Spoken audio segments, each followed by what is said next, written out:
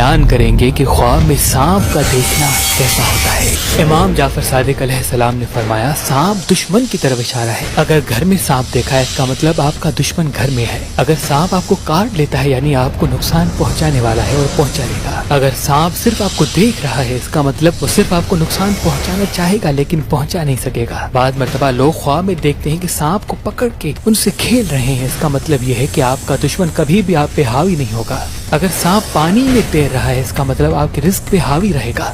اگر سانپ درخت پہ چل رہا ہے اس کا مطلب وہ آپ کے رزق کی راہوں کو تنگ کرنے کی کوشش کرے گا۔ اگر سانپ بار بار زبان نکال رہا ہے اس کا مطلب یہ ہے کہ وہ کھلم کھلا دشمنی کا اعلان کرے گا۔ اگر سانپ آپ سے لپٹ رہا ہے اس کا مطلب یہ ہے کہ وہ بظاہر دوست بننے کی کوشش کرے گا۔ اگر سانپ زمین میں چلا گیا اس کا مطلب یہ ہے کہ وہ اپنے آپ کو ظاہر نہیں کرے گا۔ اگر سانپ پاؤں میں لپٹا ہوا ہے اس کا مطلب بظاہر آپ کی عزت کرے گا۔ اگر سانپ آپ کے سر پہ سوار ہے اس کا مطلب یہ ہے آپ پہ حاوی رہنے کی کوشش کرے گا۔ اگر سانپ آپ کے ساتھ سویا ہوا ہے اس کا مطلب یا آپ کی بیوی یا آپ کا شوہر ہے۔ اگر سانپ آپ کی ناک یا منہ سے نکلتا ہے اس کا مطلب وہ آپ کی اولاد میں سے ہے۔ اگر سانپ آپ کے منہ اور ناک میں جا رہا ہے اس کا مطلب کوئی آنے والا رشتہ آپ ایسا طے کریں گے جو آپ کے گھر کے لیے خراب ہوگا۔ اگر سانپ گھر میں آ رہا ہے اس کا مطلب گھر میں کسی کی شادی ہوگی جو آپ کے لیے خراب ثابت ہوگا۔ اگر سانپ لال رنگ کا ہے اس کا مطلب اس کا رشتہ آپ کے خون سے ہوگا۔ اگر سانپ سفید رنگ کا ہے اس کا مطلب اس کا رشتہ آپ کے کاروبار سے ہوگا۔ اگر سانپ آسمان میں اڑ رہا ہے اس کا مطلب وہ غلط کاموں کی طرف آپ کو راغب کرے گا۔ اگر سانپ ہرے رنگ کا ہے اس کا مطلب وہ خاندان سے باہر ہوگا۔ اگر سانپ کالا ہے اس کا مطلب یہ ہے کہ ایسا دشمن جو کبھی بھی آپ کو فائدہ نہیں دے گا۔ اگر سانپ کو کسی نے مار دیا ہے اس کا مطلب وہ دشمن پہ فتح حاصل کرے گا۔ اگر کوئی دیکھے کہ سانپ اس کے سامنے کسی کو مار رہا ہے، کسی دوسرے جانور سے لڑ رہا ہے اس کا مطلب ان کے سامنے ہی کسی سے دشمنی کرے گا۔